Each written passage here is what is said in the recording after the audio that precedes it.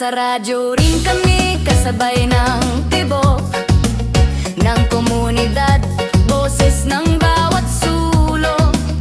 Hindi lang balita, kundi damdamin, para sa taong gustong marinig at pakinggan din.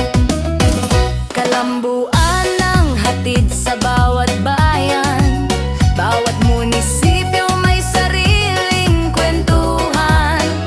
Programa para sa tao at masa, pag-asa at saya ang laging kasama. Mula barangay hanggang sentro ng bayan, isang layunin ang pinagsasaluhan. Boses ng mamamayan, lakas ng sambayanan. SMP, TTV, ang tulay ng samahan.